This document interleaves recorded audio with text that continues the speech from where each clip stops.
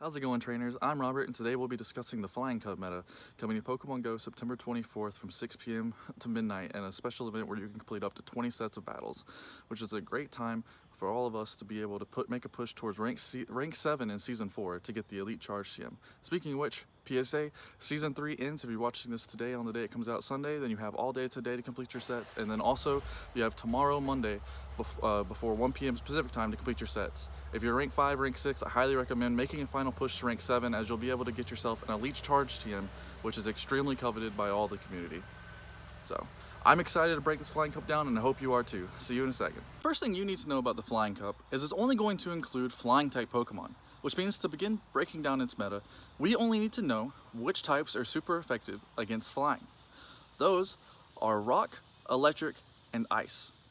We then can start looking at the Pokemon which will take advantage of these typings. The first of which I want to cover is Aerodactyl, which many people are going to be and already are confirming as the king of the Flying Cup. It only has a couple of close matchups and really only one matchup that it loses, that being to the Steel and Flying type Pokemon, Skarmory, which will see a lot of use also because it's a good Pokemon, as many people know from the regular Open Great League, but also in this cup specifically as a counter to Aerodactyl. To counter Skarmory, people are going to start looking at our second typing, the Electric type, which the main two electric users are going to be Zapdos and Emolga. Now both of these Pokemon have drawbacks, but even with that, I do expect to see them used. The first drawback for Zapdos is if you want to get the maximum efficiency out of the pick, you need to use an Elite Fast TM to unlock the fast move Thundershock.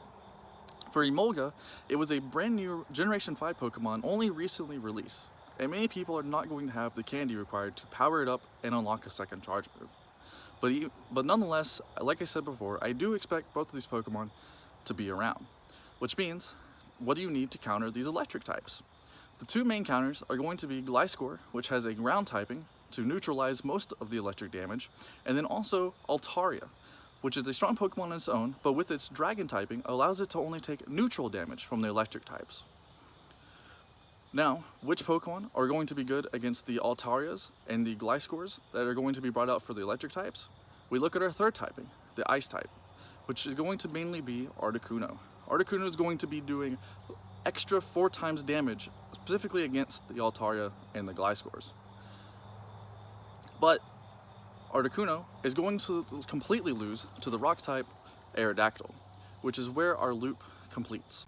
In addition to this loop, I do want to talk also about Mantine, a Pokemon which I believe is going to be an amazing lead and safe swap in this meta.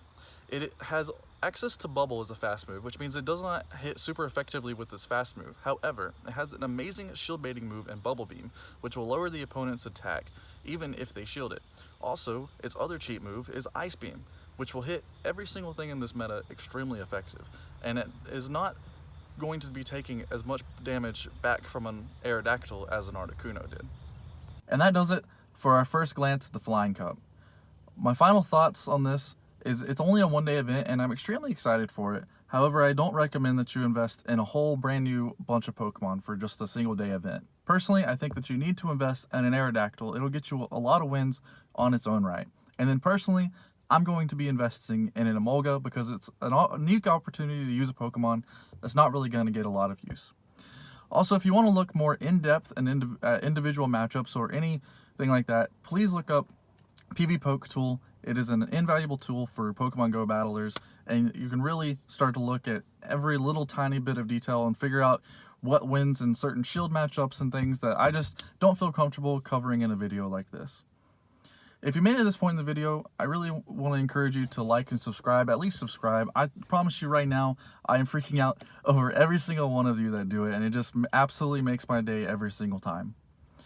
Also, a final thing I want to just share is I did get these 2 amazing shinies this week, so I'm sharing them on the screen. If you have gotten an amazing shiny or anything amazing this week, 100% or whatever it is, please share it with me in the comments down below. I love seeing the success and like the rarity catches that our community is able to get. So thank you for viewing, and I'll see you next time, trainer.